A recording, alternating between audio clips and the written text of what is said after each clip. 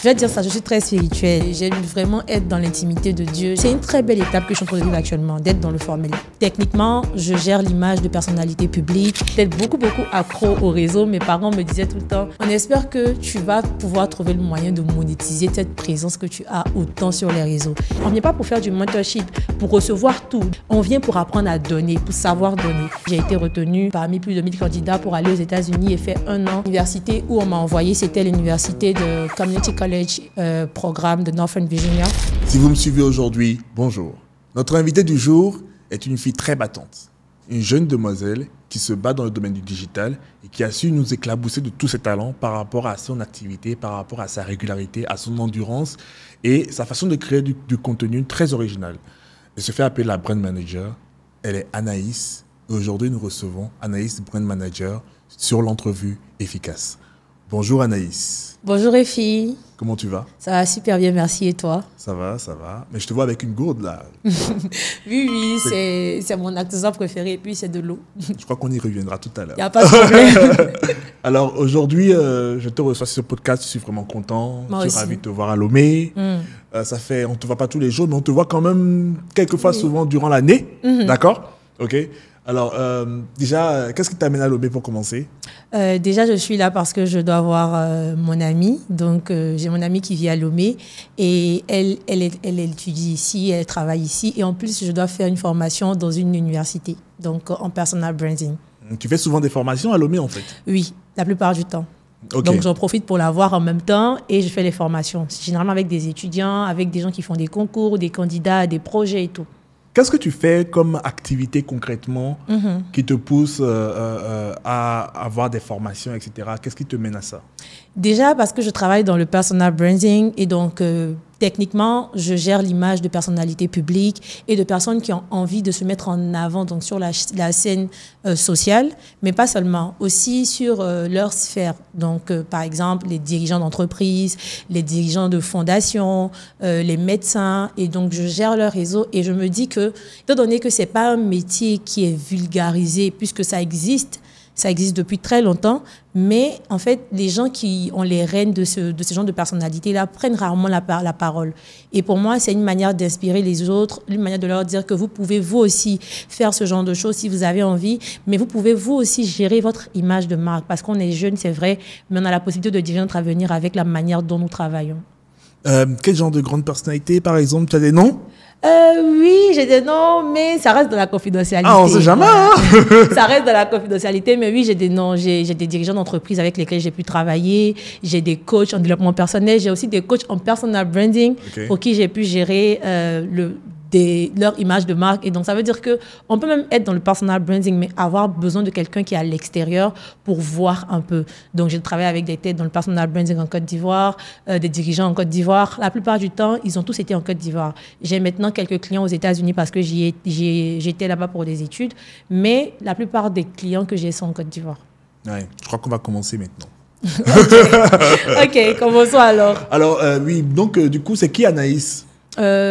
Anaïs est une jeune femme de 24 ans, passionnée par le digital dès le départ. Donc, j'ai commencé dans le digital comme tous les autres jeunes. Il y a 5 ans, je partageais beaucoup sur ma vie, je partageais beaucoup sur mes activités et je suis très active. Du coup, je partageais tout ce qui est en rapport avec le bénévolat, les activités d'association. J'ai commencé à la fondation CEFIS où j'étais bénévole. Et juste après 3 ans en anglais au département d'anglais, j'ai compris que j'avais envie de faire autre chose que le département d'anglais. Il y a eu beaucoup de challenges au département et je me suis dit, pourquoi pas me former dans quelque chose d'autre. Et plutôt, j'étais beaucoup accro au réseau. Mes parents me disaient tout le temps, on espère que tu vas pouvoir trouver le moyen de monétiser cette présence que tu as autant sur les réseaux. Et dès qu'ils m'ont dit ça, j'ai tapé sur Google. Comment travailler sur les réseaux sociaux? Quels sont les différents types de métiers? Tu avais quel âge en tout temps là? Je pense que j'avais 18 ans, 19 ans par là. Ouais, quand même. J'avais 18 ans, 19 ans. Parce qu'ils me disaient tout le temps, tu es toujours sur ton téléphone, on est sûr que tu vas avoir de l'argent avec ça. Et finalement, je me suis dit, comment faire en sorte de faire de l'argent en étant sur quelque chose qui me passionne, donc les réseaux sociaux. Et quand j'ai tapé les métiers du digital sur Internet, j'ai vu community manager, social media manager, j'ai vu beaucoup de métiers, webmaster. J'ai même fait des formations pour faire du webmastering. Donc, j'ai fait du développement d'applications web et tout. Mais juste avant de commencer, je me suis dit, je veux quelque chose qui sort de l'ordinaire, qui n'est pas commode et tout, pas forcément commun à tout le monde. Et j'ai vu brand manager. J'ai dit que, mais c'est trop beau ça. Ça fait très américain, très brandy. Et puis je me suis dit, je vais faire ça. Tout simplement. Et c'est comme ça que je me suis lancée dans le branding. Après, j'ai vu que c'était très vaste, c'était pas forcément très évident. Il y avait beaucoup d'axes que je comprenais pas. Et donc, j'ai décidé de me former. Je me suis formée d'abord à Accra, grâce à la bourse Yali, RLC, sur tout ce qui est entrepreneurship, management et marketing surtout. Et ensuite, je me suis formée aussi à l'université de Bassam, grâce à un autre programme de jeunes femmes, pendant 6 semaines.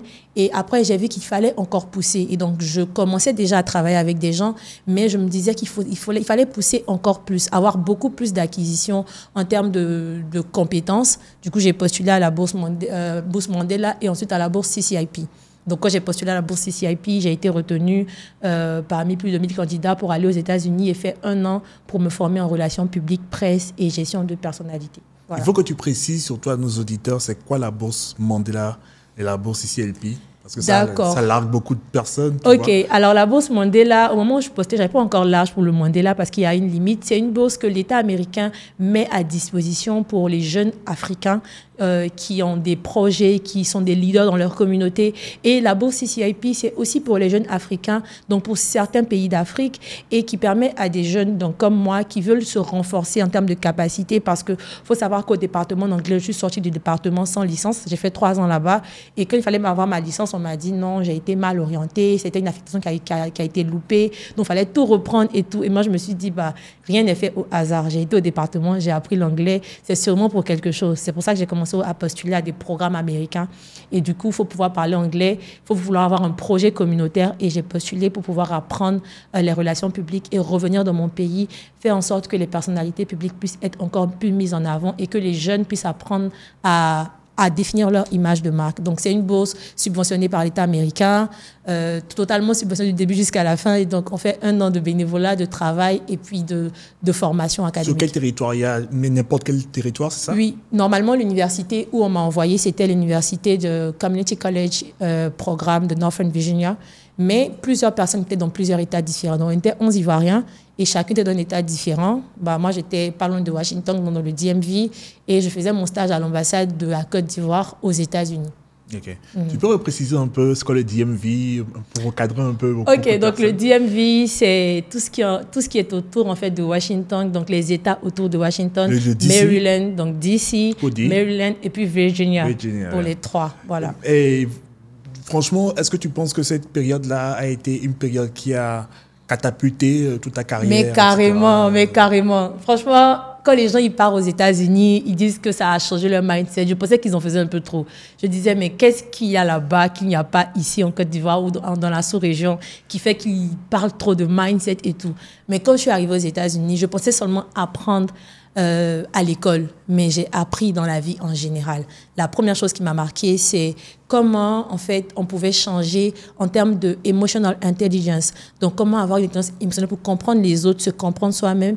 Et quand on se comprend soi-même, on sait comment on peut être encore plus productif. Et donc, j'ai eu un nouveau mindset côté émotionnel. J'ai eu un autre mindset côté innovation, parce qu'il faut croire que les États-Unis sont très, très en avance dans l'innovation. Ouais. C'est vraiment un modèle dans le monde. Et j'ai eu beaucoup d'idées là-bas. J'ai eu aussi une nouvelle manière de travailler. Donc, le respect des deadlines, la manière dont les heures sont respectées. Les Américains sont très carrés sur les heures. Exactement. Et moi, je me rappelle, tu vois, j'étais un super retardataire, en fait. Quand tout le temps, il fallait partir quelque part, j'étais tout le temps en retard, les mauvaises habitudes. J'étais trop accro de l'heure africaine, tu vois.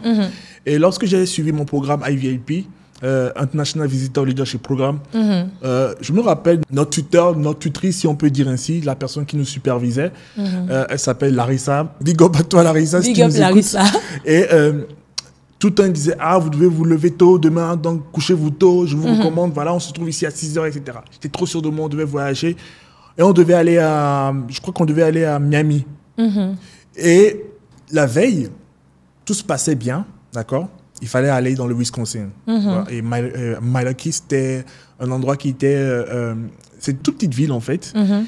Et il fallait quand même se lever tôt parce qu'il pouvait y avoir des imprévus. Notre vol était dans les 7 heures comme ça. Donc, on devait quitter déjà l'hôtel à 6 heures. Et j'étais prêt, j'étais carré, 4 heures du matin, etc.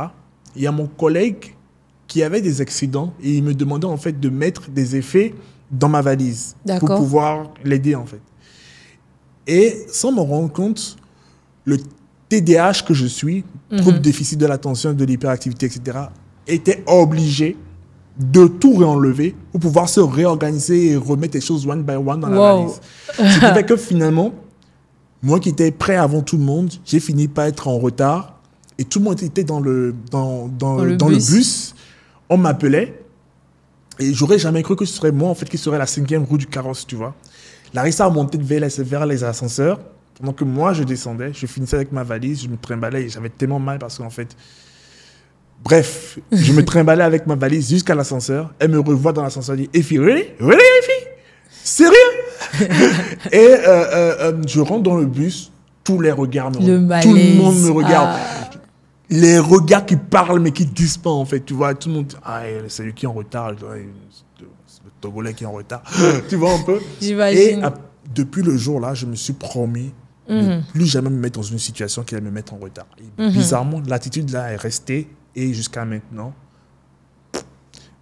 jusqu'à ce que je sois rentré même à Lomé, quand je vais quelque part, je sais que je dois être là à telle heure. Si je ne peux pas être là à telle heure, j'appelle pour reprogrammer ou bien j'appelle avant pour savoir si on peut reporter parce que j'ai eu un imprévu.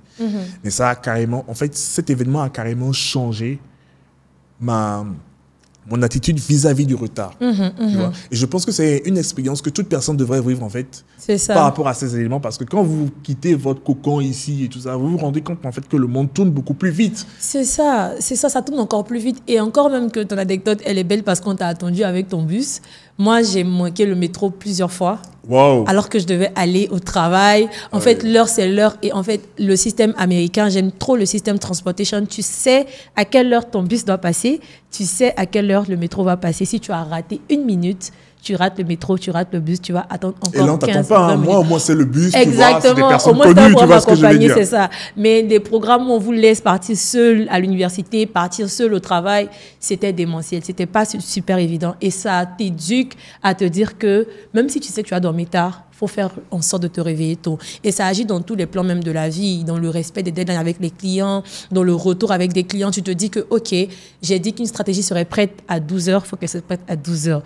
Et avant, en fait, tu peux te dire ça et puis ça passe. Mais maintenant, même quand tu n'es pas encore prêt, tu as une sorte, en fait, de culpabilité qui fait que tu te dis que tu peux pas t'amuser à ne pas envoyer un mail pour relancer. Et c'est vraiment ce mindset-là qui m'a été communiqué quand j'étais là-bas. Du point de vue du mindset, je pense que les États-Unis apportent beaucoup. Donc, en termes de manière de travailler, habitude avec les autres, se connaître soi-même, découvrir les autres culturellement parce qu'il y a beaucoup de cultures différentes. J'imagine que dans le AVLP, il y avait beaucoup d'autres pays aussi. Oui, je crois qu'il y avait pratiquement près de au moins 8 pays, 8 à 9 pays. C'était assez intéressant. Exactement, on apprend des autres et j'ai vraiment appris beaucoup. En tout cas, je ne m'attendais pas à apprendre autant aux États-Unis. Je pensais que j'allais que apprendre le volet académique, mais j'ai vraiment appris sur beaucoup de choses et ça m'aide aujourd'hui. Oui. Dans quel aspect de la vie Professionnellement, beaucoup, parce que ça m'aide à pouvoir prospecter les clients. On a eu des cours où on nous expliquait comment prospecter un client, les actions à faire. Et généralement, je prospecte jamais directement les clients que je veux. Je crée l'environnement qu'il faut afin de pouvoir les toucher indirectement. Ça m'a aidé aussi beaucoup dans la gestion des humains puisque j'ai créé ma boîte il n'y a pas longtemps et donc j'ai des gens que je gère qui sont en remote. Ils sont tous en remote, ils sont tous à la maison. Et avant, j'étais beaucoup plus, je vais dire, très carré par rapport à la gestion, mais étant aux États-Unis, j'ai compris qu'il y avait beaucoup de modes de gestion pour pouvoir gérer des humains, donc tant au niveau émotionnel qu'au niveau organisationnel. Et vraiment, ça m'a aidé à m'améliorer dans mon entreprise, à me légaliser aussi. Parce qu'avant, tu te dis, travailler dans le noir, c'est toujours bien parce que tu ne payes pas les impôts, pas les taxes et tout. Mais être là-bas m'a appris que c'était encore mieux pour pouvoir idéalement répondre aux appels d'offres, idéalement avoir accès à tout ce qui est fundraising, financement. Et ça a changé beaucoup quand même. Dis-moi, qu'est-ce qui t'a poussé aujourd'hui à devenir brand manager ? La première chose qui m'a poussée, comme j'ai dit, pour ne pas mentir, c'était le nom. C'était beau. OK? Et puis après, je pense qu'au-delà de la beauté du nom et de ce qui est autour, c'est aussi le fait que dans mon métier, je travaille avec l'humain directement. Donc, je suis en rapport avec quelqu'un, mais je gère plusieurs pans de la vie de la personne. Donc, je gère les réseaux sociaux de quelqu'un, je gère la manière dont son réseau est constitué, qui il doit rencontrer, je gère son conseil à l'image, le power dressing, qu'est-ce qu'il doit porter pour aller dans quel type d'endroit. Je gère aussi tout ce qui est en rapport avec la posture, le ton. Et donc, je me dis, c'est une grâce de pouvoir, en fait, travailler à développer quelqu'un, parce que au-delà de l'image, il y a aussi la personne qu'on essaie de développer tous les jours à travers les stratégies, à travers ce qu'on met en place. Et ça me fait vraiment de bien, en fait, de me dire je suis partie du point A avec quelqu'un vis-à-vis de ses réseaux sociaux ou de ses RP. Et aujourd'hui, je suis à ce niveau-là avec cette personne et cette personne-là a de l'impact. Il y a des gens aujourd'hui qui font des choses incroyables juste parce qu'ils n'ont pas quelqu'un qui gère leur image, ils n'ont personne qui gère leur communication. On ne sait pas. Et on passe à côté et on se rend compte qu'il y a des gens qui vont te dire aujourd'hui, mon modèle c'est Oprah Winfrey, mon modèle c'est Michelle Obama, alors que pour ne pas descendre ces profils qui sont de très beaux profils, il y a des femmes en Afrique qui ont fait des choses extraordinaires. Juste que la communication autour d'elles n'a pas été aussi alertante que ces autres profils-là. Il y a des femmes en Côte d'Ivoire, je parle de Ellen Johnson, en Afrique, qui ont été présidentes. Mais elles sont rarement citées en tant qu'exemple. On prend la plupart du temps des femmes de présidentes comme exemple. Alors que être présidente, excusez-moi, je pense que c'est encore plus de responsabilité que être femme de présidente. Mais l'erreur où je pense le manque se trouve dans la manière dont ça a été communiqué aux autres, comment l'influence a été communiquée aux autres. Et je me dis que dans mon travail, c'est de faire en sorte que les personnes qui font des choses extraordinaires puissent impacter les gens et inspirer les gens ici en Afrique. Et toi, quel a été ton plus grand défi quand tu as commencé ? L'un des plus grands défis quand j'ai commencé, ce n'est pas forcément comprendre le domaine, mais aussi d'être jeune. Et moi, je me dis, l'âge, ça n'a pas forcément de barrières et de limites, mais tout le monde ne pense pas comme ça. Il y a des gens, par exemple, qui vont te revoir, ils vont dire, bah, elle est trop jeune, est-ce qu'elle sait de quoi elle parle? Donc, du coup, je pense que l'âge a été un challenge au départ. Après l'âge, je ne pense pas qu'il y ait eu autre challenge que ça. Je ne pense pas que je sois très jeune, j'ai commencé, j'avais 19 ans. 19 ans, tu es dynamique, tu as envie de changer le monde, tu veux que tout le monde puisse prendre des positions sur les réseaux.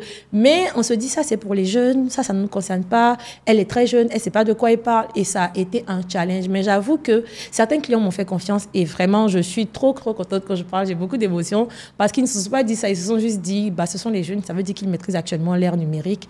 Laissons-les voir ce qu'ils peuvent faire et ça m'a aidé à pouvoir progresser aujourd'hui. Et quel a été ta plus grosse enveloppe, si je peux dire? En tout cas, quand j'étais jeune, je trouvais que 300 000, c'était beaucoup. Quand j'avais 19 ans, franchement, je trouvais que 300 000 francs, c'était énorme. Et je me souviens que j'ai taxé l'une de mes clientes à 300 000 francs. Elle n'a même pas discuté. Je veux dire, dès que je lui ai dit, elle m'a fait un chèque. Et moi, j'étais jeune, mais je savais où je voulais partir. Je lui ai dit, ah, moi, on me paye avant et tout. Et la dame, elle m'a payé 300 000 francs pendant tout le contrat chaque mois. Écoutez, moi, j'étais jeune, je ne payais pas de loyer, je ne payais rien du tout. Ça m'a ouvert l'esprit, ça m'a dit, bah, Anaïs, en fait, si tu as juste dit ce montant, quelqu'un a pu payer, bah, on peut payer encore plus. Donc, quand j'étais jeune, j'avais un montant qui était mon montant de rêve. Et quand j'ai grandi, je me suis dit que bah, 300 000 francs, c'est rien finalement. J'ai d'autres montants qui tournent autour de 800 000, 900 000, en francs CFA, bien sûr, et en fonction du profil du client, de l'objectif. Mais à ce temps-là, 300 000, franchement, c'était de l'or. Et aujourd'hui, concrètement, Anaïs, le personal branding, qu'est-ce que c'est? Aujourd'hui, concrètement, le personal branding, c'est toutes les stratégies mises en place afin de pouvoir influencer et impacter les autres dans un domaine bien précis. Et donc, stratégie de gestion des réseaux sociaux, stratégie en rapport avec les relations publiques et presse, stratégie en rapport avec le power dressing, stratégie aussi en rapport avec tout ce qui tourne autour du networking. Donc, qui on connaît, qui est-ce qu'on rencontre, où est-ce qu'on les rencontre et comment les gens savent qu'on les connaît afin de pouvoir peut-être être légitimes dans notre travail. Ok.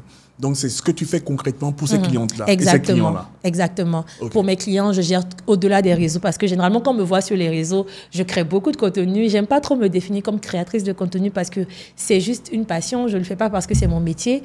Mais je crée pas du contenu uniquement pour mes clients. Pour mes clients, je cherche des événements stratégiques où ils peuvent intervenir. Pour mes clients, je travaille sur des projets concrets où ils pourraient être et qui pourraient leur générer des revenus. Pour mes clients, je book des rendez-vous, des dîners, par exemple. Efi doit être à Abidjan. Qui est-ce qu'il peut rencontrer stratégiquement par rapport à son travail? Les photos qu'on doit prendre avec cette personne-là. C'est au-delà du personal branding, en fait. Je dis, on est vraiment dans l'influence. Comment rendre la personne influente avec tous les outils qui sont possibles. Donc, networking, relations publiques, comment il s'habille, quel type de tenue, le ton... Vraiment tout ça. Ça te permet de voyager beaucoup aujourd'hui? Je ne vais pas dire beaucoup. Je vais dire que j'aime le voyage. Donc, j'aime voyager déjà. Du coup, je voyage quand je peux. Et ce qui est bien avec mon travail, c'est que je suis Je suis chef d'entreprise, je vais dire ça comme ça. Du coup, je peux me déplacer et travailler de là où je veux plus facilement. Donc, je voyage beaucoup parce que j'aime le voyage, pas parce que mon travail me demande de voyager forcément. Mais il y a des clients, par exemple, qui ont déjà pris des gens avec qui je travaille, donc mon personnel, pour aller dans d'autres pays. Le Gabon, le Togo, j'ai des clients qui ont voyagé avec mon équipe pour aller travailler avec eux. Donc, une journée type avec toi, ça ressemble à quoi, en fait? Une journée type, dès le matin, je fais une routine. J'aime bien les routines maintenant parce que justement, je vais être productive. Et donc, je fais une routine qui s'appelle la Miracle Routine Savers. Et cette routine. C'est du matin? Oui. Okay. Et donc, du coup, le matin, je ne me réveille pas forcément tôt, mais je fais toujours ma routine du matin. Donc, silence, affirmation, visualisation, exercice. Je lis et j'écris quelque chose, je fais du journaling. Et quand je termine ma routine, la première chose sur laquelle je me mets, ce sont mes mails. Avant, je n'aimais pas forcément regarder les mails le matin. J'étais très stressée. Mais les États-Unis m'ont changé de mindset. Tout se fait par mail, tout se fait par écrit. Et donc, j'ai commencé en fait à lire mes mails le matin. Donc, le matin, je lis mes mails, je réponds aux mails, j'envoie des retours clients, des feedbacks à des clients pour leur faire le point de comment on évolue dans la gestion du projet. J'écris dans mon groupe avec l'équipe, donc avec mon entreprise. Et quand je termine, généralement, je peux aller à des rendez-vous. Donc, j'ai des rendez-vous qu'on va appeler des calls découvertes, mais pour moi, c'est des rendez-vous one-to-one découvertes. En fait, je rencontre des gens qui veulent travailler avec moi. J'essaie de comprendre leur vision, de savoir est-ce qu'ils ont besoin vraiment de moi, parce que généralement, les gens veulent des community managers, mais ils pensent qu'ils veulent des brand managers. Et donc, du coup, j'écoute et je me dis, OK, ça, c'est pas forcément quelque chose que je fais et je les délègue. Donc, par jour, je peux avoir peut-être 2 ou 3 rendez-vous découvertes. Quand je finis les rendez-vous, je commence à travailler sur les différentes stratégies. J'essaie de double-check les équipes, à quel niveau on est, s'il faut faire des rapports de presse pour certains clients, à quel niveau on en est. Et quand je termine, je vais au sport. Après, je rentre à la maison. Généralement, je vais toujours à la prière ou à la messe le soir. Et puis, voilà. Ouais, ta journée, elle est chargée, Anaïs. Généralement, oui. Oui. Mais j'ai une question. C'est-à-dire que là, tu as 24 ans, tu fais partie de la Gen Z, c'est ça? C'est ça. Tu es CEO dans la Gen Z.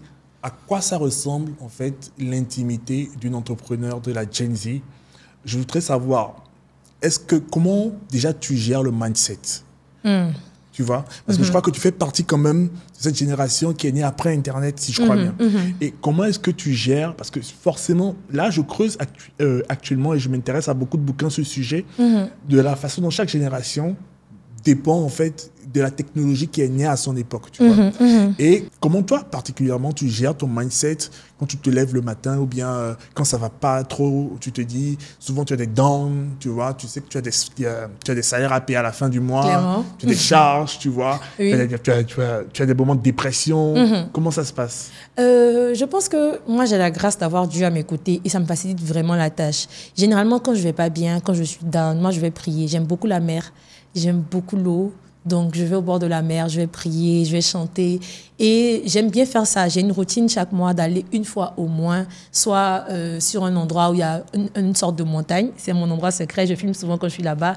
Je peux voir Abidjan de là-bas, je peux voir la baie lagunaire, ou bien je pars à la mer tout simplement. Du coup, je vais réfléchir, je vais prier. Je prie beaucoup parce que j'ai que ça en fait. J'ai pas de thérapeute pour le moment. Donc, du coup, c'est mon thérapeute et c'est ce que les gens pensent quand on travaille sur le digital. On pense qu'on est toujours sur nos téléphones. Moi, personnellement, j'aime trop les relations humaines. D'ailleurs, c'est pour ça que je suis au Togo, parce que j'aime en fait l'humain, j'aime parler avec des gens, j'aime écouter des gens d'autres faits, parce que ça m'inspire beaucoup dans ma vie personnelle et de mon travail. Et donc, c'est pour ça que je suis venue la première fois au Togo, rencontrer des gens, parler avec de nouvelles personnes. C'est pour ça que je t'ai écrit, parce que je voulais venir te voir parce que je suis sûre que quand je parle avec des gens, il y a de nouvelles idées. Et tu es tellement inspirant que même sans te poser des questions, on a forcément des tips, des idées, tu vois. Honoré. Voilà, donc du coup, en fait, c'est ça. C'est que je priorise vraiment l'humain dans mon quotidien. Et je ne suis pas forcément toujours sur mon téléphone ou sur mon ordinateur.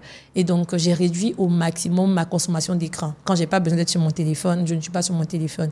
J'ai maintenant 2 téléphones. J'ai un téléphone pour les appels. Quand je suis dessus, je fais que appeler. Je ne suis pas sur WhatsApp. Et donc, on peut m'écrire souvent, on peut trouver que je ne réponds pas tôt parce que je ne suis pas sur mon téléphone. Parce que je sais ce que ça fait d'être toujours accro au téléphone. J'ai compris que ça pourrait rendre vraiment un burn-out vraiment incroyable. Et j'ai pas envie, en fait, d'arriver à ce niveau-là. Donc, je priorise beaucoup les relations humaines. J'aime les moments de qualité. Donc, j'aime aller dans des endroits, parler avec des gens.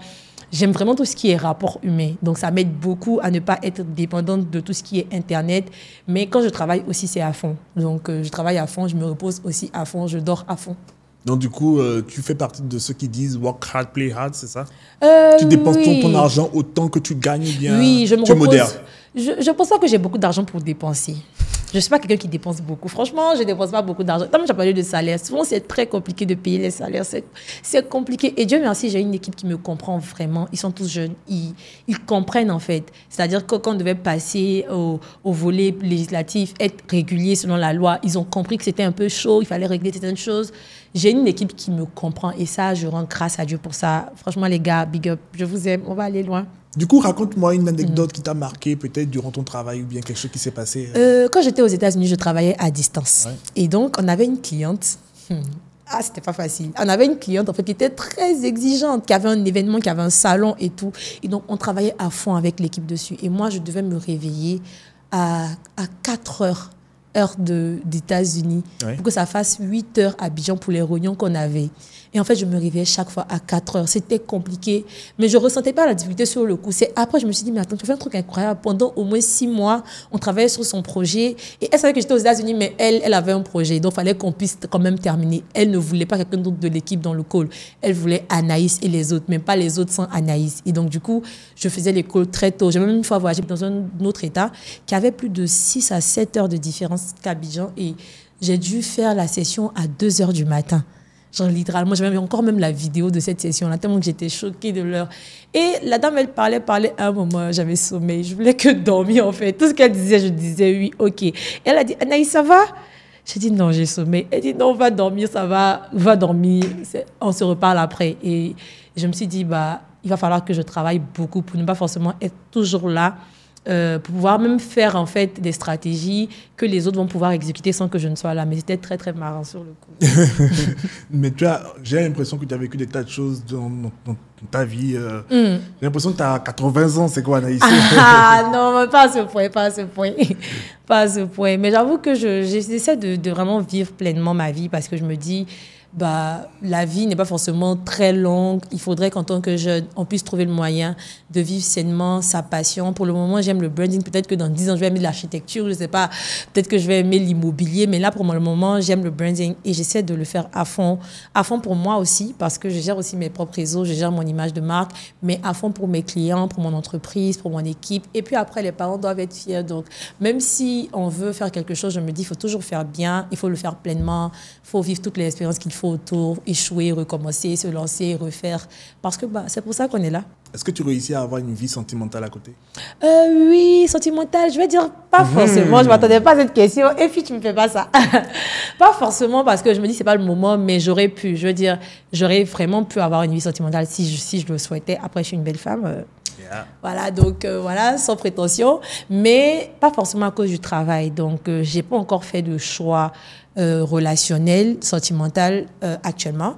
Je pense que c'est en devenir. Je pense que chaque chose a son temps aussi et que, comme la Bible dit, jeune fille ne réveille pas l'amour avant l'heure. Donc, je ne sais pas de partir avant qu'il ne soit l'heure. Je me dis que ça va venir avec le temps, avec ses challenges, mais ça n'aurait pas été problématique pour moi dans mon parcours professionnel. Pour le moment, ça va, mais je ne crois pas que ça aurait été problématique. Imagine que ton homme fait la même chose que toi. Est super actif, dans mon même métier ou comment? Dans le même métier carrément. Ça, Je ne pense pas que je vais choisir un homme qui est dans le même métier que moi. Franchement, j'aimerais bien quelqu'un qui fait des métiers de sciences, idéalement, qui fait autre chose. J'aimerais bien apprendre dans un autre domaine. Je ne sais pas, un autre métier qui allait peut-être les maths dans son travail, maybe, mais dans le digital, dans le branding, j'aimerais pas. Mais on ne sait jamais ce que la vie nous réserve. Mais bien sûr, oui. Souvent, c'est ce qu'on se dit, tu vois. Mais quand les choses se passent, généralement, j'ai vraiment l'impression que le bon Dieu nous envoie carrément le contrat de ce qu'on aurait pensé. Tu vois ce que je veux dire? Oui. Et après, c'est à toi de you must deal with it pour pouvoir réussir à gérer et tout ça. Et ça te permet en fait pas de contrepasser, hein, mais on dit souvent que si le bon Dieu t'envoie des moments difficiles, c'est parce qu'il sait que tu es prêt à les surmonter. Carrément. Tu vois ce que je veux dire? Et dans tous les domaines. Hein, tu sais. Aujourd'hui, je vois que tu es très croyante. Tu pratiques vraiment. Oui. En plus de ça, tu médites, apparemment. Oui. Est-ce que tu vois une évolution quand même de ça par rapport à ce que tu fais aujourd'hui dans ta vie? Oui, carrément. En fait, j'ai pas forcément été toujours très pratiquante. J'ai toujours été très croyante, mais pas forcément très pratiquante. D'accord. Mais au fur et à mesure, en fait, que j'évolue et que je grandis, j'aspire, en fait, à certains dons et certains charismes. Donc, je me dis que si les autres peuvent faire ça, moi aussi, je peux Tu faire. es plus spirituel que religieux, c'est ça? Je vais te dire ça, je suis très spirituelle. J'aime vraiment être dans l'intimité de Dieu. J'aime vraiment prier, sentir la présence de Dieu. Et ça m'a vraiment aidé dans mon business. Carrément, prendre la parole en public, moi, j'ai jamais appris. J'ai dit à Dieu, bah, tu as la parole, donne-moi la parole. La confiance en moi, j'ai jamais fait des coachings pour ça. Je suis une créature du Seigneur, donc je suis bien pour être là où je suis et je mérite là où je suis. Je veux dire, mon éducation religieuse a vraiment impacté ma vie professionnelle à tous les niveaux. Quand je vais voir un client, si je veux un client, je l'aurai. Je n'ai qu'à dire à Dieu, là où je parle, c'est un territoire que tu dois me donner. Je veux dire, c'est vraiment, en fait, tout ce que j'ai eu à faire intentionnellement avec la grâce de Dieu, je l'ai obtenu.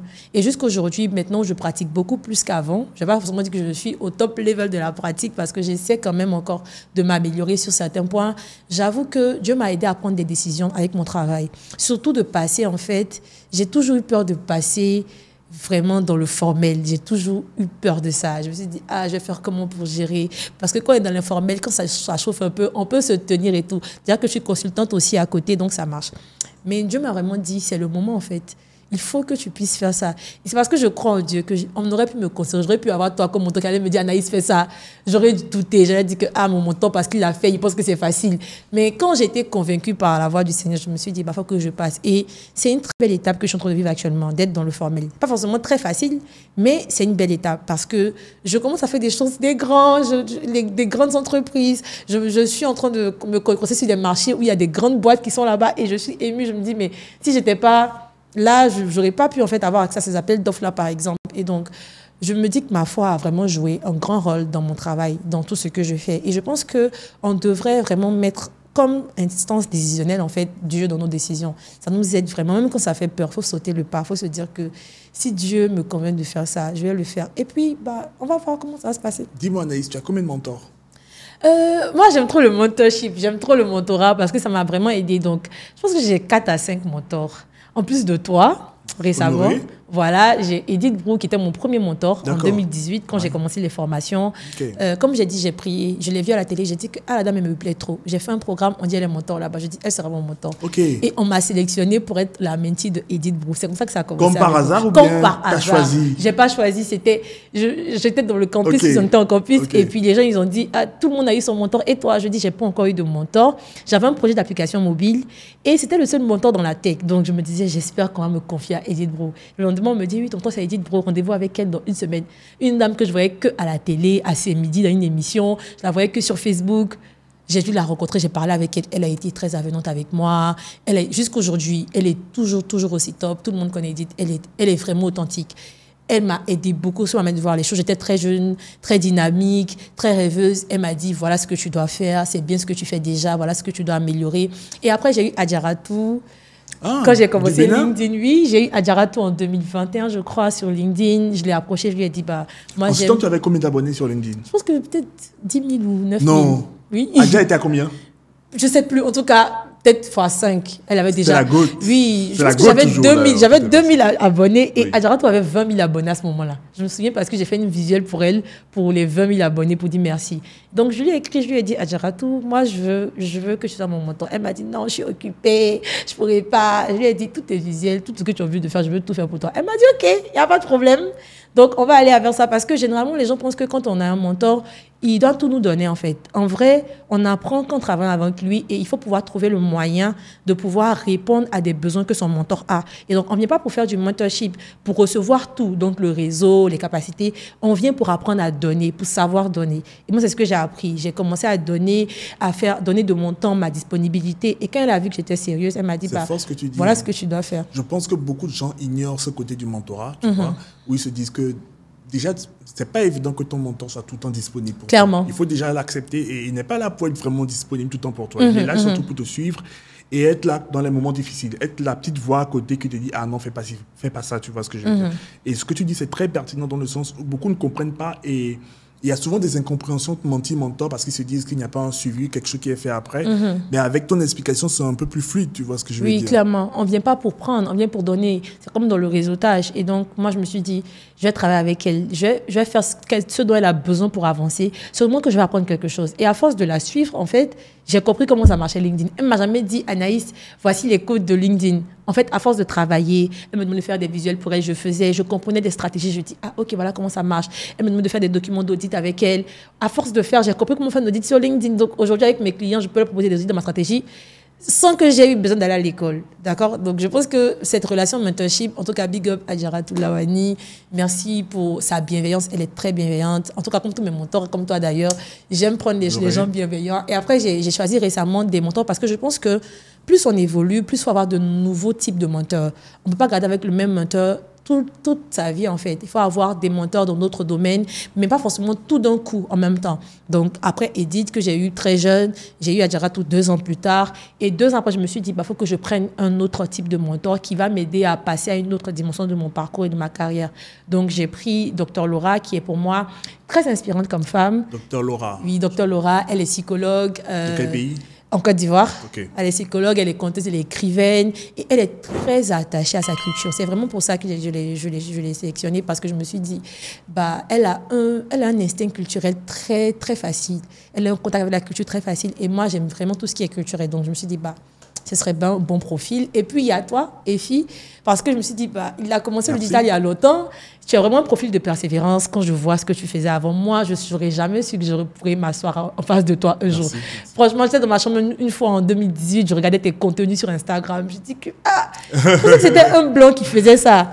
Après, je vais sur le profil, je vois que c'est un Africain et tout. Je dis, mais attends. À ce moment-là, on voyait beaucoup de gens créer du contenu, mais c'était des gens, des carousels pour des Français, des gens qui étaient en Europe et tout. Et quand j'ai vu, je me suis dit, le gars là, il m'inspire trop. Il faut que je fasse comme lui. En plus, tu parlais de branding. Yeah. Donc, franchement, ça m'a vraiment connecté. Et je me suis dit, faut vraiment aller en besogne, il faut que je travaille. Et un jour, on pourra peut-être se rencontrer et parler. Donc, je n'aurais jamais pensé. C'est vraiment un honneur de pouvoir parler avec toi. Ce qui fait.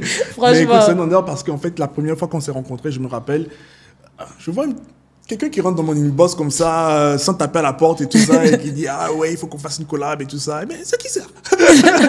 Clairement. Mais j'ai vraiment apprécié parce que d'abord, j'apprécie ton audace, tu Merci. vois. Et je pense que c'est ça qui t'a aussi poussé très loin, jusqu'aujourd'hui, où tu es, tout ça, où tu arrives à défoncer des portes qui étaient fermées, qui étaient logiquement fermées, tu vois, où c'était pas censé être. Et aujourd'hui, tu fais partie quand même de ces filles-là qui inspirent beaucoup d'autres, beaucoup plus jeunes, tu vois, et même de ton âge aussi, tu vois, qui essaie de montrer que c'est quand même possible, tu vois, sans se pervertir ou bien faire autre chose et tout ça juste à côté, tu vois. Donc, quand même, c'est quelque chose de louable et quelque chose qu'il faut quand même, tu vois, propulser à notre façon, quoi. Merci. Mais après, pourquoi est-ce que, dis-moi, ça te dit pas de continuer ta vie aux États-Unis ou bien tu préfères rester à Abidjan? Pourquoi je suis revenue? En tout cas, on m'a posé la question plusieurs fois. Pourquoi je ne me retourne pas aux États-Unis? Franchement, je pense que j'ai encore beaucoup à faire en Afrique francophone. Quand je rentrais des États-Unis, j'avais des perspectives soit d'études, soit professionnelles. Donc, j'aurais pu rester à l'ambassade de Côte d'Ivoire aux États-Unis et travailler ou retourner travailler là-bas parce que les gens ils m'aimaient beaucoup, je suis très adorable. Donc, du coup, les humains m'aiment beaucoup. Mais je me suis dit, qu'est-ce que je vais apporter de nouveau ici qu'il n'y a pas? J'ai regardé, je me suis dit, non, je pense qu'il y a beaucoup plus à apporter de nouveau dans mon pays que aux États-Unis, pour le moment en tout cas. Et donc, pour les 5 prochaines années, je me suis dit, OK, on va set up aux États-Unis et en Côte d'Ivoire, voir comment faire. Et s'il faut aller étudier encore, peut-être je vais repartir. Mais j'ai vraiment, en fait, ce petit instinct patriotique que tous les Ivoiriens ont, venir pour le pays, travailler au pays et dans la sous-région. Et je pense qu'actuellement, si tu as pu le remarquer, le Bénin, le Togo, tous les pays autour de la Côte d'Ivoire, en tout cas, sont en pleine émulation digitale.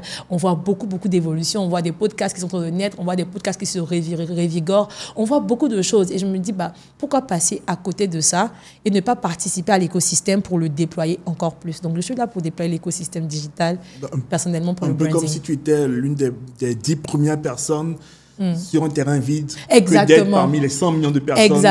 Exactement. Après, je ne doute pas de mes compétences. Je sais que j'avais fait des choses extraordinaires aux États-Unis, mais je pense qu'il faut toujours commencer là où on est. Il faut toujours avoir de l'impact là où on est. C'est toujours bien, même si un prophète n'est pas forcément reçu dans son pays comme il est, parce que bon, c'est le premier podcast où je suis invitée au Togo et pas dans mon pays. Mais c'est pour aussi dire que la sphère, je veux dire, de la sous-région est très favorable au digital. Elle est très favorable à tout ce qui est innovation numérique, intelligence artificielle. Les gens sont très ouverts et c'est le moment de se positionner parce que, on ne sait jamais. J'ai vraiment l'impression que la facilité de création de contenu pour la Gen Z est beaucoup plus instinctif et spontané que les millennials, par exemple. Tu vois, et encore pire, la génération Y.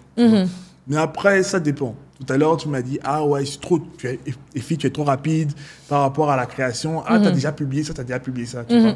Après, je vois aussi quand même, tu vois, en Occident, des personnes de la génération même X qui arrivent à être très spontanées. Oui. Sur le digital. Donc, est-ce qu'on peut dire que c'est une question de génération concrètement ou bien c'est aussi une question d'habitude ou c'est une technologie qui est plus adaptée par rapport à un profil type de personne? Tu vois ce que je veux dire? Je vois ce que tu veux dire. Après, je pense que tu as le profil type. Hein. Tu as une sorte de profil type qui est déjà connecté au digital depuis très longtemps. Donc, ton profil, par exemple, serait très différent de notre profil de ta même génération parce que si quelqu'un dans la comptabilité, il n'aura peut-être pas forcément les mêmes aptitudes digitales que toi, tu vois. Mais je pense que la Gen Z a beaucoup d'avantages sur les autres générations parce que, en fait, on est vraiment dans le courant du digital depuis et on crée du contenu de façon instinctive. Pourtant, les autres générations avant nous vont créer du contenu avec de l'organisation, avec de la planification. Ils vont vraiment être dans « on fait ceci pour cela ». Pourtant, la génération Z va le faire, même si ça apporte rien, c'est pas grave, on va juste le faire y poster. Et donc, du coup, ça fait que c'est très instinctif, donc ça peut toucher encore plus que de planifier, un peu comme l'autre génération qui planifie beaucoup et qui organise beaucoup. Ce côté instinctif-là, est-ce que tu penses que c'est ça qui permet à cette génération de ne pas vraiment comprendre les enjeux de l'échec, tu vois ce que je veux dire? Parce que tu vois, il y a de cela 16 ans en arrière, par exemple, moi, si on m'avait dit que l'entrepreneuriat, c'était c'était ça, tu allais payer les salaires, tu allais être déprimé à la fin du mois, je suis sûr que je ne me serais pas lancé parce que ce n'était pas ce que je faisais. Et d'ailleurs, à mon époque, je ne connaissais pas le terme entrepreneur. Clairement. Je faisais que du business, tu vois ce que je veux dire. Je faisais des flyers, j'étais mon petit graphiste, j'étais sur mon petit Zémidjan pour pouvoir aller trouver un tonton qui veut que je lui fasse des cartes de visite. J'ai un petit 15 000, je suis très content, mais le soleil me tape. Après, je fais ma petite comptabilité avec 2-3 chiffres, tu vois, avec quelques petites marges de 300-500 francs, tu vois. J'étais trop content, tu vois ce que je veux dire. Mais si on m'avait dit tout ça, que j'allais passer par toutes ces périodes-là, toutes ces étapes-là, je n'aurais pas été prêt pour ça. Parce que je veux dire, aujourd'hui, la jeune génération est très instinctive, dans le sens où c'est pas compliqué pour eux, en fait, de lancer un compte TikTok, de commencer à créer du contenu parce qu'ils se rendent compte qu'il y a un bon filon. Tu remets le même business model à quelqu'un de plus de 30 ans, il va d'abord réfléchir 3 semaines avant de lancer ce compte TikTok-là et il va t'analyser la gestion de risque par rapport au fait si c'est un bon truc à part ou pas. Pendant que le jeune, lui de moins de 20 ans, il a déjà lancé, il a déjà commencé à rentabiliser en coup pour 1000 vues peut-être sur TikTok ou bien même sur d'autres réseaux sociaux, ce qu'il a gagné pendant que l'autre continue déjà à réfléchir. Tu vois un peu la différence dont je parle? Oui, je comprends. Voilà. Je comprends. Moi, selon moi, c'est ça qui rend le truc un peu plus polarisant par rapport à chaque génération qui se dit « Ah non, moi, il faut que je fasse un business model. Moi, par exemple, je suis un chef de projet, il faut que je fasse ci avant de commencer à me lancer un compte TikTok. » Tu vois. Et ça, c'est souvent ce qui embête les emplois. La dernière fois, je le mettais sur ma story où les plus de 30 ans ont du mal à comprendre comment travailler avec la Gen Z. Ok, oui, c'est vrai. Tu vois ce que je veux dire? Vrai. Parce qu'ils ne comprennent pas les codes et ils n'ont pas les mêmes enjeux. Parce qu'en fait, la Gen Z est beaucoup plus portée à travailler dans un domaine qui lui parle. C'est ça. Et qui respecte, en fait, son temps, son éthique. Oui, son éthique, exactement. Tu vois, nos parents, nos grands-parents ont travaillé parce qu'ils étaient obligés de nourrir leur famille. C'était vraiment un truc assez préhistorique, tu vois ce que je veux dire. Il fallait nourrir leur famille, il fallait les amener à s'épanouir avec ton peu de salaire que tu reçois, que tu sois content ou pas, on s'en fout, lundi matin tu dois être au boulot. Aujourd'hui, les jeunes se retrouvent beaucoup plus dans le sens où il faut travailler, mais en cohérence avec ses valeurs, avec ce qu'on a envie de faire. Il faut penser le travail et se penser dans le travail. C'est ça. En 2025. Vous voyez un peu ce qui a différencié un peu par rapport à la génération, surtout de nos grands frères, tu vois, de nos parents aussi, tu vois, qui se sont dit, ah bon, écoute, j'ai trouvé un travail, c'est bon. Stabilise. Je m'en fous si c'est une passion ou pas, Oui. c'est bon. Et aujourd'hui, ils ne comprennent pas ça parce qu'en fait, il se fait que le digital a cassé les codes dans le sens où tu peux vivre de ta passion. C'est ça. Et le mot vivre de ta passion, même la simple phrase, c'était pas une phrase qui était même une incentive il y a cela 40, 30 ans. Tu vois ce que je veux dire? Aujourd'hui, c'est même une incentive pour les créateurs de contenu qui te disent à la fin de leur tunnel de vente, vis ta passion, clique maintenant. Tu vois un peu. Oui, c'est ça, clairement, clairement. Et je pense que l'éducation aussi joue beaucoup dans la Gen Z. C'est que je pense que les parents sont moins infligeants pour les enfants aujourd'hui et pour les jeunes même de notre génération. Moi, particulièrement, je fais un clin d'œil à mes parents. Ils ont été très ouverts à mes choix Je pense professionnels. pas que ce soit général. Hein. Je pense qu'il y a beaucoup de cas. Israël, peut-être que tu as de la chance, mais il y a encore des parents, je pense que quelque part, ils n'ont pas aussi tort. Il y a encore des parents qui disent « Ah non, qu'est-ce que tu fais sur les réseaux sociaux? Arrête-moi ça tout de suite, va prendre tes cahiers, fais ci, fais ça. » Et c'est une bonne chose. Oui, c'est une bonne chose. Mais il faut qu'ils comprennent aussi que les enfants sont à une génération où aujourd'hui, en fait, ils découvrent quelque chose, mais en même temps, ils maîtrisent quelque chose de mieux que ce que eux ils ne soient. Clairement.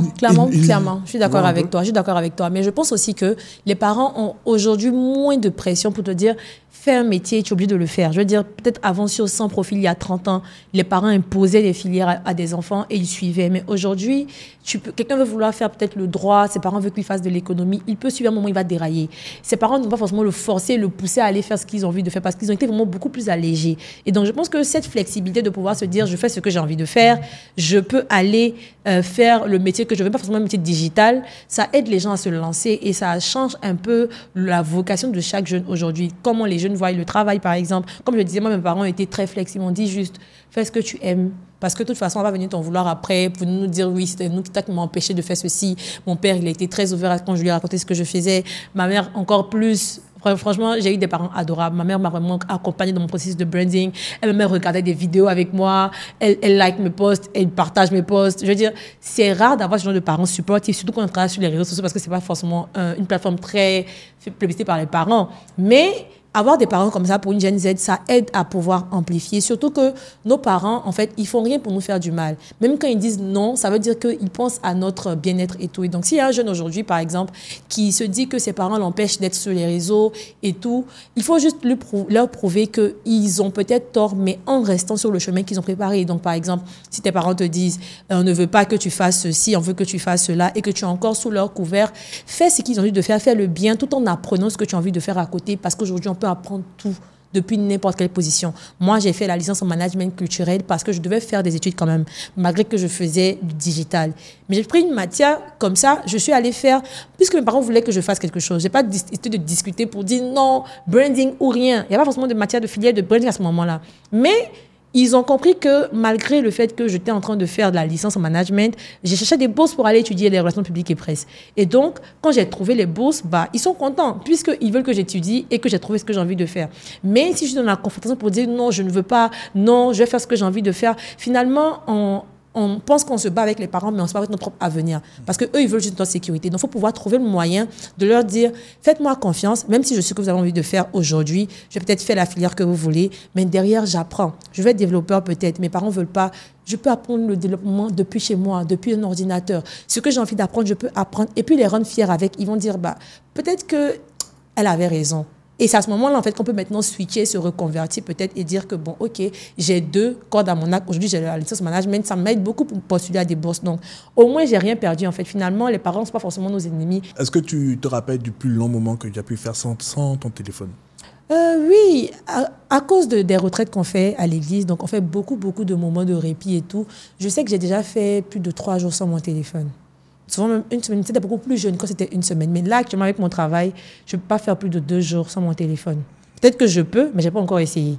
Voilà. Mais j'étais déconnectée des journées. Il y a des journées où je fais offline toute la journée, du matin jusqu'au soir, je suis offline. Et généralement, je ne manque même pas des choses importantes.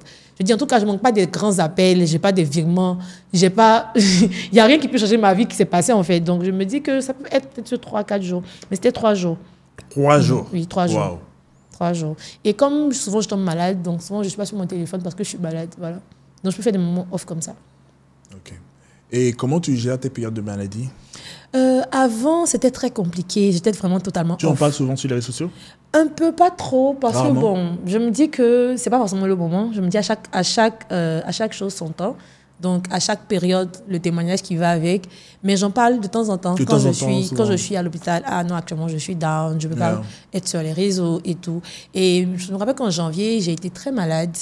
Vraiment très, très, très malade. Tu veux en parler? Et tout. Peut-être que ça va venir après. Ça va venir après, pas pour le moment. Mais mes raisons ont continué de bouger par rapport aux autres années, juste à cause de l'IA, la programmation, les scheduling de postes. Je veux dire, c'est différent qu'avant. Avant, j'aurais peut-être eu mes raisons off quand j'étais pas disponible. Mais maintenant, avec tout ce qu'on a comme IA, tout ce qu'on a comme logiciel, je peux même faire des lives sur TikTok sans être sur TikTok. Ah oui? Oui. Et comment tu as fait ça? Avec Restream. Restream, c'est... Avec le stream, ok. Yes, j'ai fait des lives. Explique, vas-y. Restream, c'est une sorte de logiciel où tu peux faire des streaming et il y a l'option live TikTok. Et donc, du coup, j'ai des vidéos que j'ai enregistrées depuis. Et même quand j'étais pas en pleine forme, j'ai fait des lives avec des gens. Ils savaient même pas que c'était des lives en Restream. Ils pensaient que c'était des lives directs parce que je disais, mettez les cœurs et tout, on va faire ceci. Et je pense que c'est un peu l'apport du digital et de l'IA aujourd'hui, de pouvoir nous aider à, même quand on est down, quand même continuer à entretenir la communauté et tout. Et ça me fait vraiment beaucoup de bien de pouvoir me reposer aujourd'hui sans pour autant être stressée parce que je sais que mes contenus continuent de marcher, parce que je sais que je continue de faire de l'argent, j'ai des produits digitaux, je vends. Et franchement, c'est beaucoup moins stressant qu'avant. Donc, Quelle est la meilleure utilisation de l'IA que tu as vue à ce jour, surtout chez nous ici en Afrique? moi, je ne suis pas très IA. Donc, je ne veux pas dire que j'ai déjà vu... Ce que moi, j'utilise tous les jours, en tout cas, qui me fait gagner du temps, c'est ChatGPT. C'est vraiment ça. Après, je pense qu'il y a plusieurs types de IA en fonction des personnes. J'utilise beaucoup ChatGPT, j'utilise beaucoup DeepSeek et beaucoup aussi Gemini. Ok. Donc, tout ce qui est conversation avec IA pour avoir des retours, des courriers et tout. J'utilise aussi des IA pour des rappels, pour des agendas, donc les IA Assistant, pour pouvoir en fait avoir des rappels et tout. Mais je pense que ChatGPT est pour moi, en tout cas, le bestie des IA pour le moment. Pour te recadrer un peu, tu vois, si tu veux que je t'aide, par exemple, j'ai vu une utilisation de l'IA très très récente et pour moi, c'est l'une des meilleures utilisations de l'IA que je n'ai vues sur les réseaux sociaux. Mais c'est pas en Afrique, malheureusement. C'est lorsqu'ils ont recréé le personnage de Albert Einstein OK? avec la voix, Oui. avec le visage et l'explication qui va avec par rapport à une de ces théories. Et c'est magnifique, en fait. Je trouve que c'est great. Même les mélodies, maintenant qu'on peut faire, c'est great, franchement. Et c'est magnifique. À part ça aussi, c'est vrai, effectivement, les mélodies que beaucoup de gens font aujourd'hui à leur bien-aimé ou Oui. vice-versa, c'est magnifique, en fait, tu vois. C'est incroyable. Parce qu'on a tous eu cette idée de vouloir écrire une chanson d'amour à la personne aimée, etc. Mais on n'a pas une belle voix, on n'a pas ça, on n'a pas tes talents, tu vois ce que je veux Oui. dire. Et avec l'IA aujourd'hui, en fait, c'est possible que tu puisses prendre ton thème vocal et créer une belle chanson sans t'égamer, tu vois ce que je veux dire, et créer une belle chanson qui retrace votre parcours à tous les deux. Et voilà, c'est Oui. magnifique durant les mariages, tu vois un peu. Oui, oui. Est-ce que tu as clairement. vu des exemples similaires? Oui, j'ai déjà été à un événement où, en fait, c'était une IA qui avait écrit la chanson de l'événement. Et donc, en fait, quand il y avait des pauses dans la conférence, l'IA faisait passer la musique, en fait, qui était écrite IA avec le son IA et tout. Et quand j'ai écouté, par exemple, j'ai dit, mais attends, ça, c'est une IA qui a fait. On m'a dit, oui, c'est une IA qui a fait, que c'est tel expert qui est venu donner une idée comme ça. Et puis, les gens, ils ont fait. Donc, je trouve que c'est innovant. C'est assez innovant, même prendre la voix. Après, il y a aussi les tares derrière, qui, ma foi, sont pas forcément easy. Parce que j'ai une amie sur Internet, donc je suis sur Internet beaucoup. On pense même qu'on est proche parce qu'on est juste sur Internet, qui a dit que sa maman avait été escroquée avec sa voix à elle.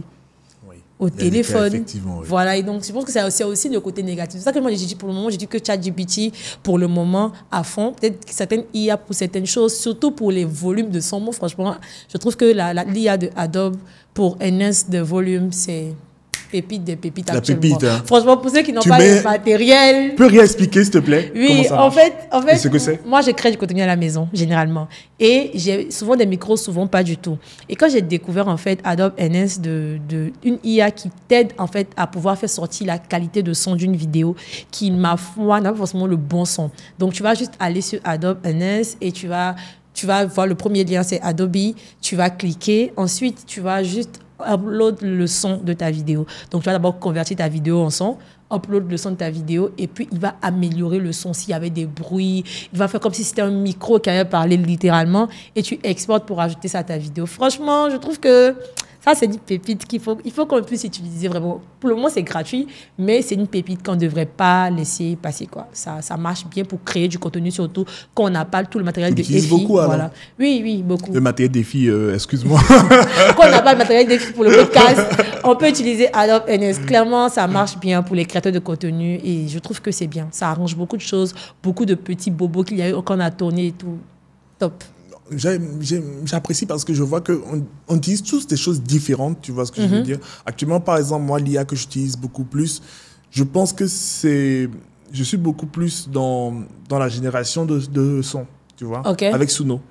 Qui me permet en fait de générer des sons pour éviter d'avoir des problèmes de licence avec les réseaux sociaux, tu vois, le son n'est pas approprié, bien les droits d'auteur, tu vois ce que je veux dire. Et Suno te permet en fait de générer ton propre son par rapport à ce que tu mets derrière sur ta story ou sur ton format. C'est bien ça. En format story, en format court, juste avec un prompt. C'est gratuit en fait, tu vois ce que je veux dire. Ah, je savais pas, je vais regarder. Et après, il y a son application et tout ça. Et après, j'ai même écrit des textes parce que tu peux demander à ChatGPT de t'écrire un test, un lyrique, tu vois. Tu mets l'histoire, tu mets les cohérences, tu vois. Et tu prends le test de ChatGPT, tu mets dans Suno. Et Suno, lui, te génère le son par rapport à ce test-là. Si tu veux que ce soit en reggae, si tu veux que ce soit en raga, si tu veux que ce soit en zouk, tout ce que tu veux en blues, tout ce que tu veux, tu vois. Aujourd'hui, tu te rends compte que tu peux créer ton album exclusivement avec ces stratégies-là, de 12 sons par exemple, que tu lances et après que tu mets sur Spotify. Oui, clairement. Et même, tu parles d'albums, il y a aussi tous les produits digitaux qui tournent autour. Aujourd'hui, si tu connais comment utiliser l'IA, tu peux écrire des e-books avec l'IA en 2 ou 3 mouvements, tu peux les mettre sur système IO pour les vendre. Je veux dire, en vrai, ça nous aide à pouvoir déjà être autonome. L'IA nous rend autonome sur beaucoup de choses qui nous prennent peut-être beaucoup plus de temps. Et on me dit souvent que non, ça va peut-être rendre les gens paresseux. Mais je pense que c'est aussi pour faciliter la tâche, pour gagner le temps. Le temps est l'un des facteurs les plus importants dans la vie de l'homme. Et si on peut gagner un temps pour écrire un son, comme tu as dit, ou pour écrire un e-book, ou pour faire un produit digital avec un guide et tout, et que l'IA est là, je pense qu'il ne faudrait pas hésiter en fait, à apprendre à utiliser et surtout à connaître les limites de l'utilisation aussi. Après, tout reste dans la créativité. Parce Exactement. Que, tu vois, on peut être des milliers à comprendre comment écrire un prompt et tout ça. Combien vont réellement exécuter ce que le prompt te propose comme stratégie ou bien comme démarche à faire? Je pense que même pas dans le futur, ça se voit déjà aujourd'hui, où beaucoup de gens ont les meilleurs prompts. Ils achètent même les meilleurs prompts, tu vois, bien ils payent des prompt engineers pour pouvoir avoir les meilleurs prompts, les meilleurs résultats auprès de ChatGPT. Mais combien ont déjà les moyens et le budget de ce que ChatGPT leur révèle en fait comme stratégie, le budget qui va avec, et combien ont exactement la discipline pour pouvoir réaliser cette stratégie-là. Tu vois ce que je veux dire? Je vois. On peut tous avoir la meilleure stratégie de ChatGPT, par exemple. On peut tous avoir la meilleure... on peut tous avoir la meilleure stratégie de ChatGPT, mais concrètement, combien ont la discipline d'exécuter dans leur media planning, au jour par jour, sur leur chronogramme, chaque étape de ce que ChatGPT leur a dit qu'il faut faire pour pouvoir avoir la bonne stratégie. Tu vois ce que je veux dire? Je vois ce que tu veux dire. Et c'est par ça que nous allons nous différencier, que beaucoup de choses vont se différencier. Dans tous les domaines, là je parle de la communication, du marketing, mais dans beaucoup de domaines aussi, en fait. Exactement. Il y a discipline, il y a productivité, le fait de se lancer quand même, de ne pas attendre. Et c'est des facteurs, en fait, où les humains, c'est eux qui prennent les décisions. C'est pas l'IA qui va décider que tu dois taper un prompt, que tu dois passer à l'action. C'est toi. Donc, même si l'IA fait du travail, il y a encore beaucoup de travail à faire sur nous-mêmes, travail à faire sur notre organisation, sur notre volonté et puis sur notre pourquoi. Parce que ce serait dommage de se lancer, par exemple, parce que Effie fait un podcast, je vais faire un podcast. Après, le why de Effie est différent de mon why. Moi, je vais forcément abandonner. Parce que Effie fait cela, je vais faire... Il faut vraiment savoir, en fait, pourquoi je fais ce prompt. Est-ce que je veux faire ceci parce que je veux générer un son pour quel type de contenu? Est-ce que c'est parce que j'ai envie de le faire? Est-ce que c'est parce que j'ai une mission derrière ou les gens le font, donc je le fais? Donc, finalement, ça serait juste utilisé, mais pas forcément pour avoir un impact, finalement. Après, tu me rappelles un truc. Le truc le plus marrant que je vois actuellement sur les réseaux sociaux, c'est que lorsque les personnes prennent 2 IA qui arrivent à parler et mettent 2 téléphones juste à côté et les IA conversent entre elles. Oui, j'ai vu ça. C'est assez marrant, en fait, de faire ça. Et souvent, c'est pas que des confrontations, c'est aussi quand même des petites querelles, tu vois, des IA querelles, tu vois ce que je veux dire? Je vois. C'est assez marrant, la créativité, en fait, de l'humain. Je crois qu'il n'y a qu'un humain, en fait, pour pouvoir penser. Exactement. Je pense vraiment que l'IA ne pourra pas remplacer l'humain, le cerveau humain. Mais quels sont les métiers, concrètement, que tu penses qui puissent être remplacés par l'IA, toi? Je pense qu'il y a déjà beaucoup de métiers qui vont peut-être disparaître ou qui ont déjà disparu. Hein. Avec, par exemple, l'IA Assistant. Toi, tu utilises l'IA Assistant pour répondre à tes messages souvent. Ouais. Donc, quelqu'un d'autre qui aurait peut-être pu avoir ce poste-là, bah, ça disparaît. Les ingénieurs son qui faisaient des sons pour des gens avant, pour leurs vidéos, ils vont plus peut-être forcément être là. Quelqu'un va générer son avec Sono, comme tu as dit. Je veux dire, il y a tellement de métiers. Il y a des IA qui font des sites web, vitrines, gratuitement. Je veux dire, ça peut faire disparaître les débuts, donc les premiers web développeurs, ceux qui font juste des sites vitrines. C'est pas forcément les gens qui sont dans le back-end, ceux qui font juste des petits trucs avec des CMS, des IA peuvent les remplacer. Mais il restera toujours. Oui, les métiers comme ça, ils resteront. Des humains qui devront être là pour pouvoir coder ces IA, je crois. Exactement. C'est eux qui vont vraiment avoir beaucoup de chance. Comme ça, je disais, en fait, c'est qu'avant, quand Google était venu, les gens avaient aussi peur de voir au moteur de recherche qui répond à toutes les questions et tout. Mais on a vu que ce sont les personnes qui ont maîtrisé tout ce qui est SEO, qui sont maintenant derrière tout ce qui est advertising via Google. Donc, on ferait tous les logiciels ou toutes les innovations qui viennent, en fait, viennent aussi avec leur taux de positivité, leur avantage. Donc, si je suis développeur, j'essaie de plus m'améliorer encore plus afin de pouvoir générer ou développer des logiciels au lieu de faire que des sites web, par exemple. Après, ça va devenir très compliqué lorsque ce sont les IA qui pourront développer des IA.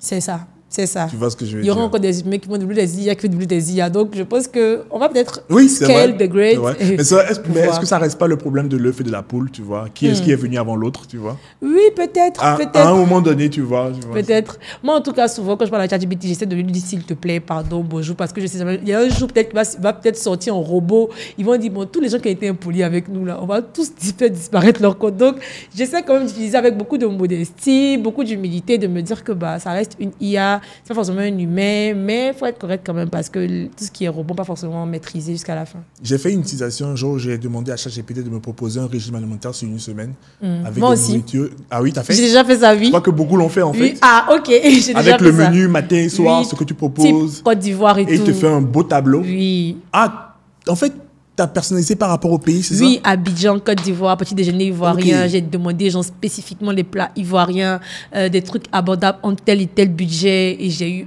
À ça, par exemple, j'ai pas pensé. J'ai eu vraiment un beau truc. Ma maman m'a fait à manger. Ma maman m'a fait à manger. Et donc, je lui ai envoyé. Elle m'a dit, mais c'est quoi tout ce tableau? J'ai dit, ah non, je veux vraiment manger bien équilibré. Et après, comme je te dis, ça reste encore une question d'argent parce qu'il faudra encore avoir le budget. Tu vois? Et aujourd'hui, nous sommes même plus logés à la même enseigne auprès de OpenAI. Parce qu'en fait, il y a ceux qui payent 200 € par mois, il y a ceux qui payent 20 € par mois, et il y a ceux qui ne paient rien. Tu vois? Vous n'avez pas les mêmes résultats. Vous n'avez pas les mêmes résultats. Donc, nous sommes déjà plus logés à la même enseigne. Et c'est ça qui va différencier, en fait, selon moi, par rapport au futur. Oui, peut-être que oui. Peut-être que oui. Et je pense qu'en plus, on en parle avec ChatGPT, plus il récolte des données, plus il s'améliore pour les gens qui payent 200. Donc, je veux dire, en vrai, on consomme de l'IA, mais on contribue à ce que cette IA-là ait des données, en fait. Donc, finalement, on n'est pas qu'en train de consommer, on est en train de construire cette IA. Derrière, l'IA de EFI va le connaître, va savoir qui il est, qu'est-ce qu'il aime faire, va pouvoir dire à n'importe qui, voilà ce qu'il tape généralement, voilà les informations qu'il fait entrer. Et donc finalement, on est en train de produire quelque chose qu'on consomme sans le savoir en fait avec l'IA. Est-ce que tu as kiffé déjà naître à cette période-là? Ah bah oui. Definitely. Je ne sais pas ce qui va se passer dans les années à venir, hein. Mais là, je pense que vraiment, je suis bien d'être là. Comme on dit là. T'es sûr que tu n'aurais pas aimé naître à la période où il y avait les cassettes et tout ça? Peut-être que oui, mais quand je vois. Mais tu n'as pas vécu, donc tu ne peux pas savoir en fait le plaisir qu'il y a à tourner une cassette avec un crayon, tu vois, tu vois ce que je veux dire. Mais je pense que j'aime bien. J'ai fait un peu le crayon là pour mon grand-père et tout, mais je pense que j'aime bien. Mais tu n'as pas capté en fait, tu n'as pas capté. Oui, j'ai pas capté. J'aime bien mon époque. J'aime bien pouvoir écouter de la musique rapidement, j'aime bien avoir accès à des choses. Je pense que ça nous donne le possibilité de pouvoir vraiment vivre notre période pleinement, tu vois. Peut-être qu'on perd pas du temps sur des choses comme ça. Non, pas peut-être la vie, mais on perd du temps peut-être sur autre chose. Moi, je pense que c'est le contraire. Je pense en fait que cette génération ne vit pas pleinement parce qu'elle est tout le temps dans la vitesse, elle est tout le temps dans la rapidité, elle est tout le temps dans l'urgence, tu vois. Cette génération est beaucoup plus dans l'urgence.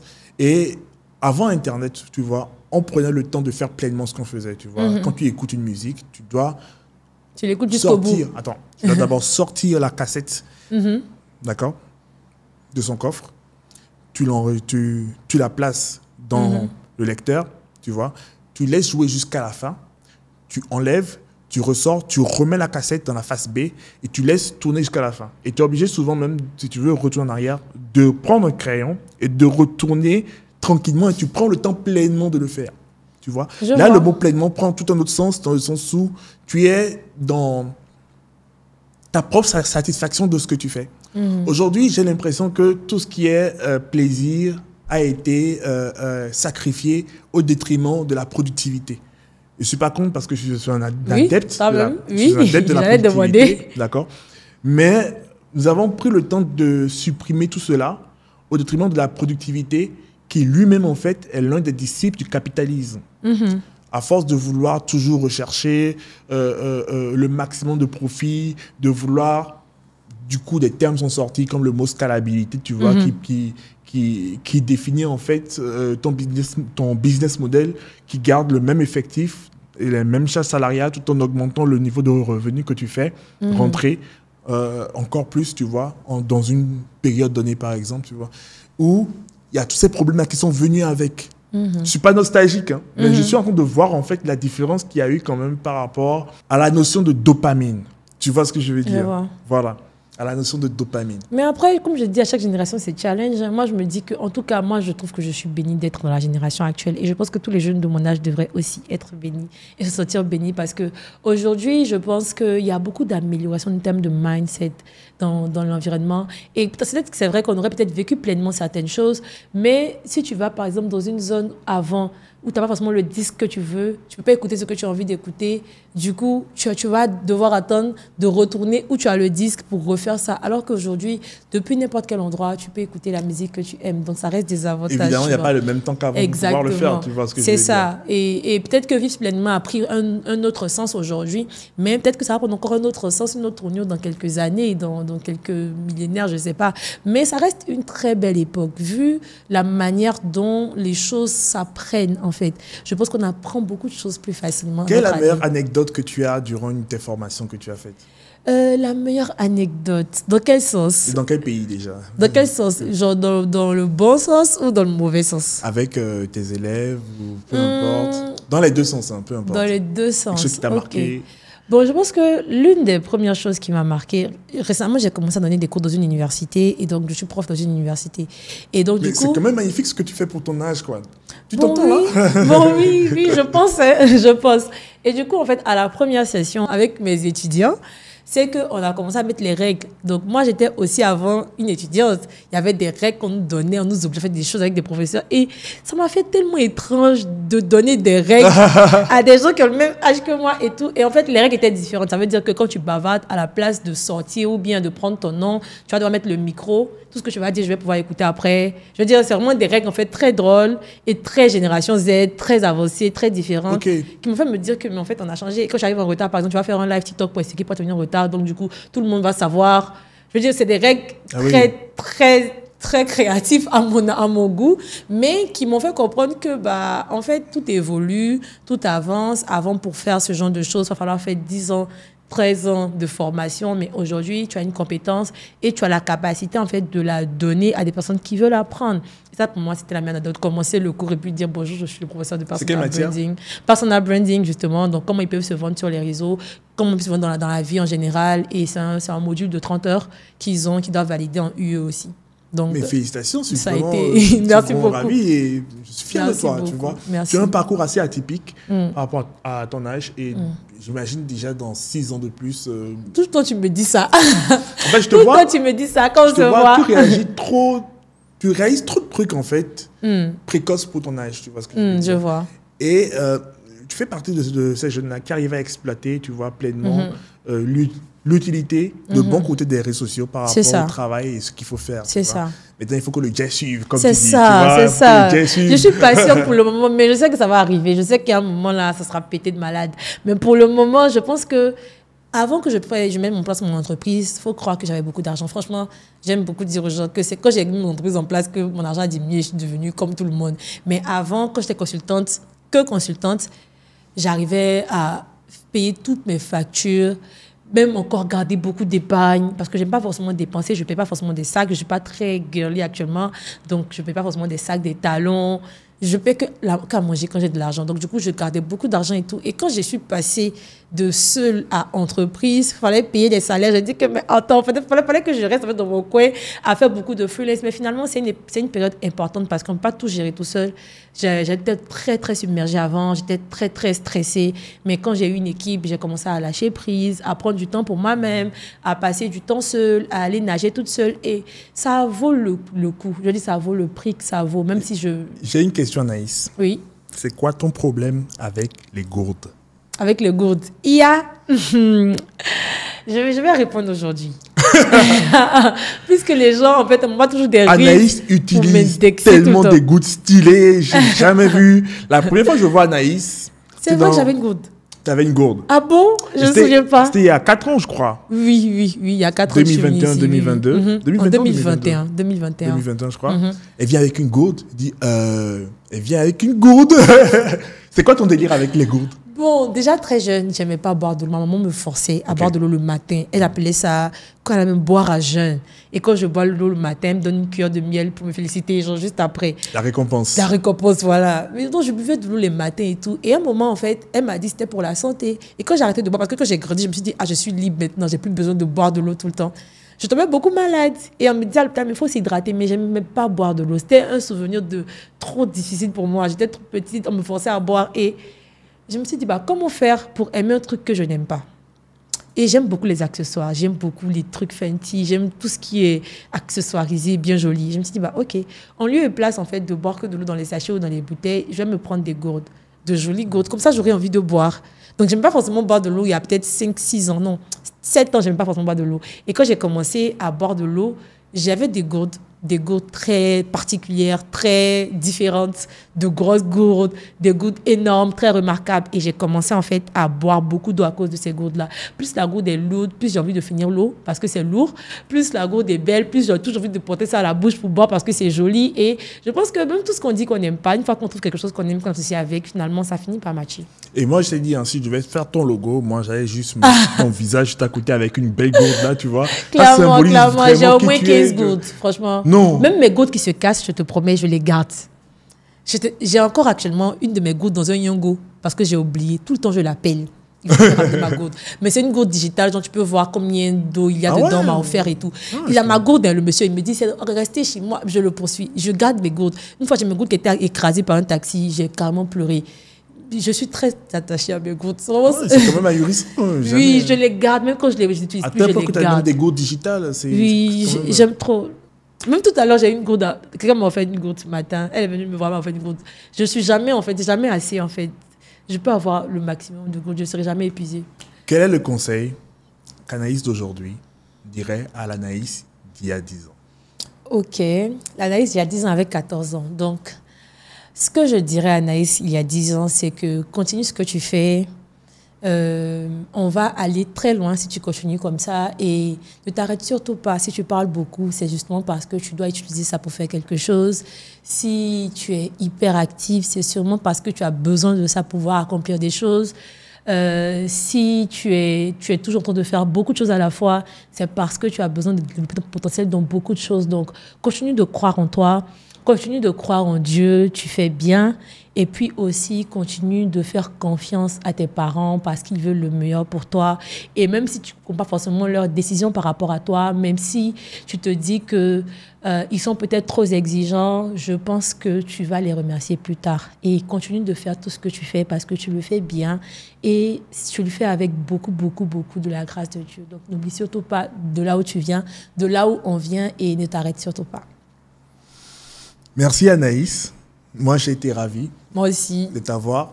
Je crois que tu travailles aussi sur un projet de podcast à Abidjan. Oui. Bientôt. Oui, avec ma sis. Donc, on va faire un podcast à deux pour parler des choses de femmes. Bon, femmes, c'est trop dit, mais les choses de jeunes, ce qui nous arrive en tant que jeunes, les challenges qu'on a, ce que les gens ne voient pas forcément. Et donc, on a déjà tourné des épisodes qu'on va peut-être poster bientôt. Super. Et puis, on va peut-être refaire une autre dynamique pour que les gens puissent peut-être profiter de ce que nous, on a eu comme expérience, peut-être petite expérience, mais qui, ma foi, une sorte de partage. Super. Voilà. Mais on a besoin de ces moments-là parce que c'est rare. Tu vois, on ne partage pas toujours les moments lorsqu'on entreprend, surtout les mauvais moments, Clairement. et d'éviter de faire ces erreurs-là. Tu vois ce que je veux dire? Et les gens sont beaucoup plus enclins à partager les bons moments pour faire croire et miroiter que tout est beau et tout est toujours beau, tu vois, ce qui n'est pas tout à fait vrai. Tu vois un peu. Clairement. En tant que jeune, beaucoup passent autour de la dépression, beaucoup passent dans le burn-out, beaucoup passent dans la période où tu manques de confiance en toi, beaucoup passent dans la période où tu as échoué, tu ne veux plus recommencer. Et quand tu vas sur les réseaux, tu vois des gens qui parlent que de leur réussite, tu te dis, bah, peut-être que ça arrive qu'à moi. Et donc, on se dit que ce podcast-là pourrait aider les gens à voir les behind the scenes de la vie. Moi, j'échoue à beaucoup de choses. J'ai postulé à beaucoup de bourses, j'ai échoué. Même avant-hier, j'ai échoué à une bourse où j'ai postulé. On m'a dit, désolé, tu as échoué. Amine, je sais que soit on marche, soit ça ne marche pas. Donc... Mais quelle est ta meilleure combine pour avoir les bourses? Parce que Ah j'ai bon? l'impression que tu as les... J'ai l'impression que tu as les tuyaux de tous les grandes... de toutes les bourses. Je recherche... Moi, en fait, j'aime postuler. C'est quoi ton tuyau? Mon tuyau, c'est que... Comment tu fais les recherches?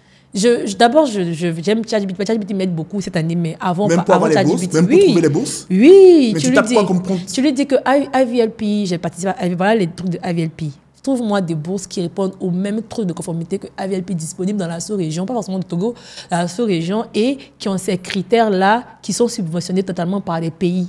Pas forcément les États-Unis. Il va te montrer les bourses de Luxembourg pour aller visiter les bourses. Il y a toutes sortes de bourses. Il va te donner juste des liens, tu vas dessus. Tu commences à lire et tout. Il y a une bourse pour le Japon, la MEX, c'est pareil que le CCIP.